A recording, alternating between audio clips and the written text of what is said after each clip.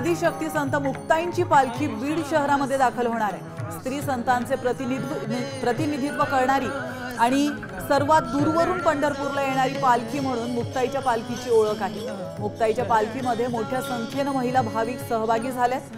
विशेष म्हणजे पुढील 2 दिवस पालखीचा मुक्काम हा बीड जिल्ह्यातच असणार आहे। त्यानंतर पालखी पंढरीकडे रवाना होणार आहे। आदिशक्ती मुक्ताई बीड शहरामध्ये दाखल होणार असल्याने मोठ्या प्रमाणात स्वागताची जय्यत तयारी करण्यात आली।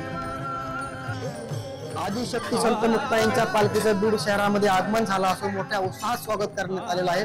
दुपारच्या वेळेस याच पालखी सोहळा जे आहे ते बीडच्या माळवेस या ठिकाणी दर्शनासाठी थांबलेले आहेत। माझ्यासोबत भाविक भक्त आहेत, त्या पादुका आहेत, त्या दर्शनासाठी मोठ्या उत्साहात भाविक भक्त माळवेस मध्ये हनुमान मंदिरामध्ये दर्शन घेतात। एकंदरीत पाहायला गेलं तर मोठा उत्साह बीडमध्ये पाहायला मिळतो। संत मुक्ताईंचं हे आजोळ असल्यामुळे या परिसरामध्ये मोठ्या उत्साहात पालखीचं स्वागत करण्यात आलेलं आहे। एकंदरीत पाहिलं संपूर्ण भाविक भक्त जे आहेत ते या ठिकाणी दर्शन घेतात।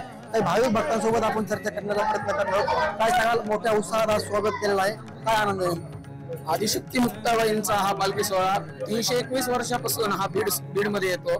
बीड हे संत मुक्ताबाईंचे आजोबा गोविंद पंतांची समाधी बीडच्या हे बिंदुसरा काठी स्थित आहे। तर आदिशक्ती मुक्ताबाईंना हे स्वतःचं आजोळे म्हणजे आज्याचं घर म्हणून त्यांना जे एक अनुभव आहे आदिशक्ती मुक्ताईंचा बीडकरांना, की आदिशक्ती मुक्ताई हे प्रत्यक्ष बीडच्या लोकांचे नवस पूर्ण करतात। आणि इथून जाताना जेव्हा त्या जातात त्यावेळेला ज्यांचं मन रडलेलं असतं त्यांना हसून जाण्याचं काम आदिशक्ती मुक्ताबाई इथं बीडमध्ये येऊन करतात। आणि असा आनंद दरवर्षीप्रमाणे याही वर्षी आदिशक्ती आई मुक्ताईचे बीड शहरात आगमन झालेले आहे। आनंदात हे वातावरणात आदिशक्ती आई मुक्ताईची पालखी 2 दिवस बीड येथे मुक्कामी असती।